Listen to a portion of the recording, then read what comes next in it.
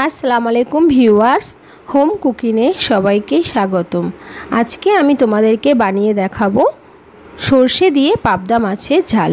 এই পাবদা মাছের ঝাল দেখতে যতটা সুন্দর হয়েছে খেতেও খুব সুন্দর। তো আজকের এই ভিডিওতে আমি কিভাবে পাবদা মাছের ঝাল রান্না করছি সেটাই তোমাদেরকে দেখাবো। তো আমার ভিডিওটি পুরোপুরি দেখতে থাকো, আশা করি তোমাদের ভালো লাগবে। সবার প্রথমে আমি এখানে 4টে বড় সাইজের পাবদা মাছ নিয়েছি। এরপর এই মাছগুলোকে নুন,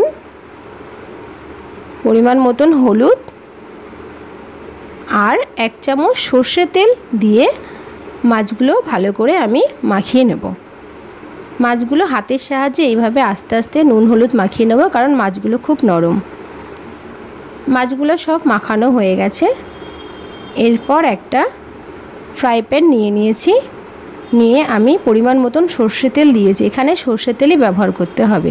তেলটা ভালো করে গরম করে নিয়ে মাছগুলো সব এক এক করে এবার আমি ভেজে নেব।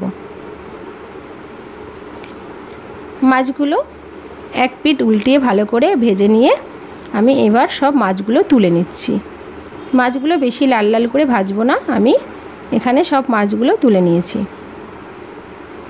এরপর এই রান্নার জন্য একটা স্পেশাল মশলা বানাবো। তার জন্য 2 চামচ সাদা সর্ষে, 2 চামচ কালো সর্ষে, 1 চামচ পোস্ত, 2টো কাঁচা লঙ্কা আর একটু লবণ নিয়ে আমি একটা ভালো করে পেস্ট বানিয়ে নেব। একটা কড়াইতে আমি পরিমাণ মতন সর্ষের তেল নিয়ে নিয়েছি। তেলটা একটু গরম হলে দিয়ে দিচ্ছি 1 চামচ কালো জিরে। কালো জিরে দেওয়ার পরে আমি 7-8টা রসুন কুচি করে রেখেছিলাম, সেটা আমি দিয়ে দিচ্ছি। এখানে রসুনই ব্যবহার করছি, আদা ব্যবহার করব না।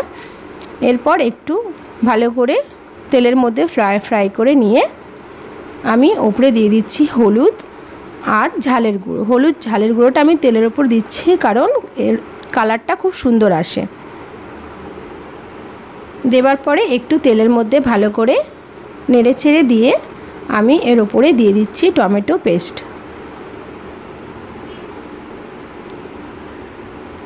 টমেটো পেস্টটা ভালো করে 1 মিনিটের মতন ভাজা করে নেব।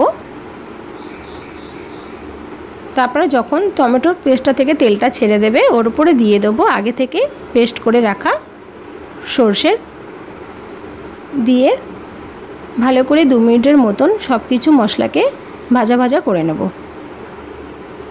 যখন মশলা থেকে পুরোপুরি তেলটা ছেড়ে দেবে, তখন আমি এরপর এর উপরে পরিমাণ মতন পানি দিয়ে দেবো। পরিমাণ মতন আমি 1.5 মগ পানি দিয়ে দিচ্ছি। দিয়ে মশলাটা ভালো করে একটু ঝোলের মধ্যে দিয়ে আমি 10 মিনিটের জন্য ঢেকে দিচ্ছি। 10 মিনিট পরে যখন পানিটা ভালো করে ফুটে যাবে, তখন আমি উপরে মাছগুলো দিয়ে দিচ্ছি। মাছগুলো দেওয়া হয়ে গেলে উপরে দিয়ে দিচ্ছি ধনেপাতা কুচি আর দিয়ে দিচ্ছি কটা কাঁচা লঙ্কা। আমি এখানে ঝালটা কম দিচ্ছি, যেহেতু আগে থেকে আমি মশলাতে ঝাল দিয়েছিলাম। আবার ওপরে স্বাদ মতো নুন দিয়ে দিচ্ছি। দিয়ে আমি 10 মিনিটের মতন ঢেকে রান্নাটা করে নেব।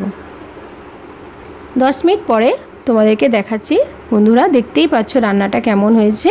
গ্রেভিটাও খুব সুন্দর হয়েছে আর মাছগুলো আমি তোমাদেরকে দেখাচ্ছি পুরোই আস্ত আছে। এরপর তোমরা অবশ্যই আমার এই রেসিপিটা অবশ্যই ফলো করে একবার রান্না করে দেখো, আশা করি তোমাদের ভালো লাগবে। তো পরের ভিডিওতে তোমাদের সঙ্গে আবার দেখা হবে।